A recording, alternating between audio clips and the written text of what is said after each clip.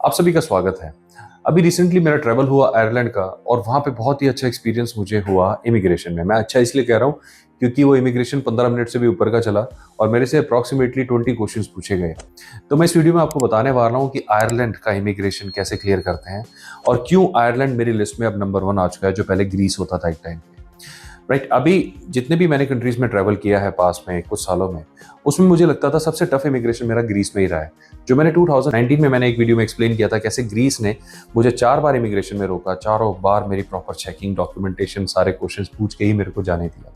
और ऐसा क्यों हुआ था, और उसमें हमने ये सारी चीज़ें डिस्कस करी है कि क्या क्वेश्चंस पूछे गए, उसके क्या आंसर्स दिए गए। राइट, सिमिलर कुछ ऐसा एपिसोड अभी रिसेंटली जो लास्ट वीक मैं आयरलैंड से आया हूँ तो वहाँ पर भी हुआ। जब मैंने आयरलैंड में डब्लिन एयरपोर्ट में अराइव किया तो इमिग्रेशन काउंटर पे मैं पहुंचा, जैसे क्यों होता है, बट कमाल की बात ये थी कि डब्लिन के एयरपोर्ट पे बिल्कुल भी भीड़ नहीं थी। कमाल है, पूरे डबलिन एयरपोर्ट पे मैं अकेला ही हूँ क्या? थोड़े बहुत लोग, पूरा डबलिन एयरपोर्ट खाली, जैसे लॉकडाउन चल रहा हो। बट ऐसा नहीं है, ऐसा नहीं है। डबलिन में यूजुअली इतना टूरिस्ट अराइवल नहीं होता आयरलैंड में जितना पेरिस में या लंदन में होता है। यहाँ पे इतना नहीं है, right? It is very much apparent कि यहाँ पे जो फ्लो है वो एक लिमिटेड अराइवल्स का फ्लो है। अभी भी ये कुछ ही फ्लाइट्स अभी आई, यानी तो ये पहले भी नहीं थी। ऑलराइट, जैसा कि मैं कर चुका हूँ यहाँ पे एग्ज़िट कर रहा हूँ। ओके, जैसा मैं एग्ज़िट कर रहा हूँ अभी, राइट, तो आपको दिख ही रहा होगा। अब मैं बाहर भी आ गया हूँ, तब भी कुछ भी नहीं है। अगर मैं आपको बताऊँ, बाकी सभी एयरपोर्ट्स में इतनी भीड़ होती है, यहाँ पे नहीं है। I mean which is very much controlled immigration है। बहुत ही कम टूरिस्ट अराइवल्स थे, बहुत ही कम। इनफैक्ट कई जगह तो मैं अकेला ही था। ओके, तो वहाँ पे इमिग्रेशन में फटाफट नंबर आया और इमिग्रेशन ऑफिसर ने एक के बाद एक बहुत सारे क्वेश्चंस पूछे। सबसे पहले क्वेश्चन उन्होंने पूछा कि आप आयरलैंड में क्यों आए हैं, what is the purpose of your travel, जिसका मैंने आंसर दिया कि मेरा यहाँ पे आने का पर्पस टूरिज्म ही है। दूसरा उन्होंने पूछा what do you know about Ireland. ये बड़ा यूनिक क्वेश्चन था, इसके लिए मैं रेडी नहीं था। हम आमतौर पर ट्रैवल का सोच के जाते हैं और ज़्यादा हमें आइटनरी के बारे में पूछ लेंगे, कहाँ जा रहे हो, क्या देख रहे हो, वो पूछ सकते हैं। मैंने एकदम से रिस्पॉन्ड नहीं दिया, मैंने 2-3 सेकंड सोचा कि मुझे इसका आंसर क्या देना चाहिए। तो उसको मैंने यही बताया कि I don't know much about Ireland because this is my first trip, यानी मैं पहली बार आ रहा हूँ और मेरे को बहुत कुछ नहीं पता है। शायद मैं दूसरी बार या तीसरी बार आता तो मुझे ज़्यादा पता होता, और बट मुझे ये पता है कि आयरलैंड जो है काफ़ी प्रेटी और बहुत ही ब्यूटीफुल कंट्री है और ट्रैवल पॉइंट ऑफ व्यू के लिए ये नेचुरल वंडर से भरी हुई है। थर्ड उन्होंने क्वेश्चन पूछा कि आपके ट्रैवल प्लान्स क्या हैं। तो जो मेरे ट्रैवल प्लान्स थे वो मैं पहले से ही स्टडी करके गया हुआ था। नेचुरली मेरा वहाँ टूरिज्म ही जाने का मोटिव था, तो मुझे पता ही था कि मुझे वहाँ पर क्या देखना है, तो मैंने उसका आंसर दिया। नेक्स्ट क्वेश्चन उन्होंने पूछा कि आप कौन सी जगह रहने वाले हैं। उन्होंने होटल का नाम नहीं पूछा, what is the mode of your accommodation, कुछ इस टाइप से। तो उसमें मैंने आंसर दिया कि I will be staying at a hotel. फिर मैंने होटल का नाम बताया, उन्होंने मेरे से check in and check out की डिटेल भी मांगी।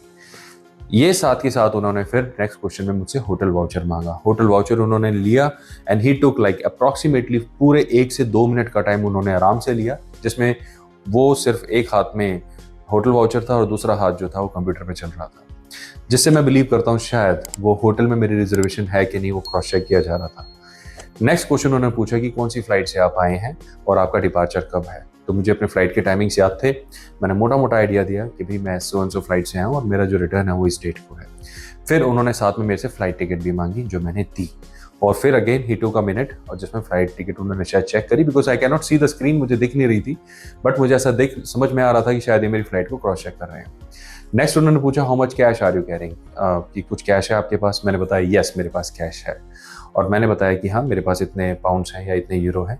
और साथ में उन्होंने मेरे से पूछा कि आपके कोई क्रेडिट कार्ड्स वगैरह हैं जिसमें आपके पास बैलेंस हो जिसे आप स्पेंड कर सकते हैं। मैंने उसका भी आंसर यस दिया।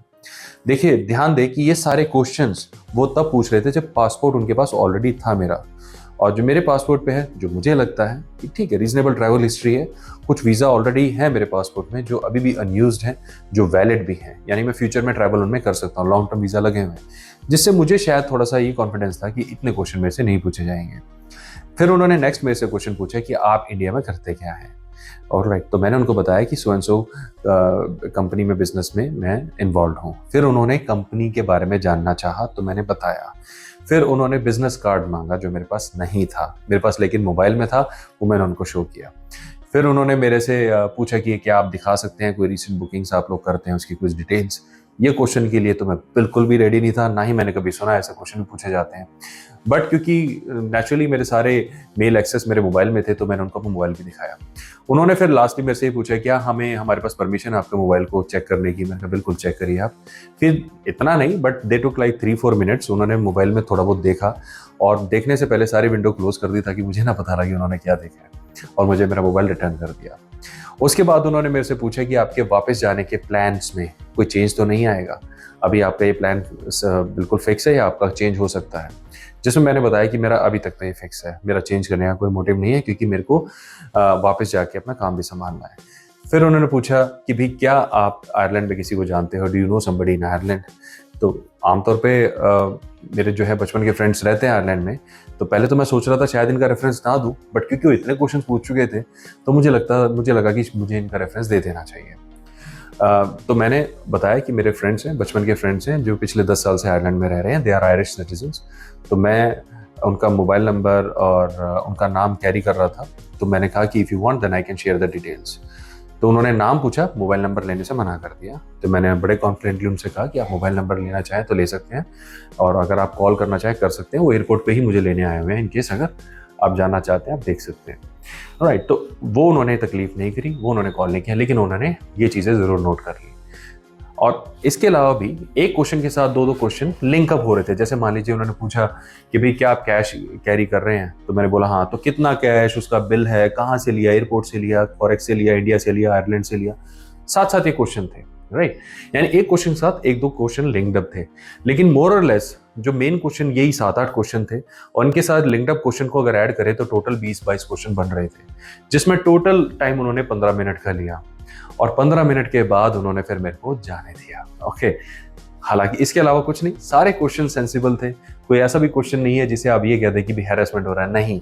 दे are being just careful and they should be careful. उनका केयरफुल होना गलत भी नहीं है, क्योंकि कई बार लोग जो होते हैं उनकी लीनियंसी का फायदा उठाते हैं। इस चीज से क्या सबक मिलता है कि आपकी जैसी मर्जी ट्रैवल हिस्ट्री हो, आप कितना भी दुनिया घूम चुके हो, लेकिन जब भी इमिग्रेशन ऑफिसर किसी भी कंट्री का होता है, उसको डाउट होता है, तो उसके पास पूरी पावर होती है, वो आपसे दुनिया भर के क्वेश्चन पूछ सकता है। कई बार ऐसे क्वेश्चन जो आप रेडी भी नहीं होते, उस केस में हमें पोलाइटली उनके आंसर देने चाहिए। हमें कभी भी उनके साथ आर्ग्यूमेंट नहीं करना चाहिए।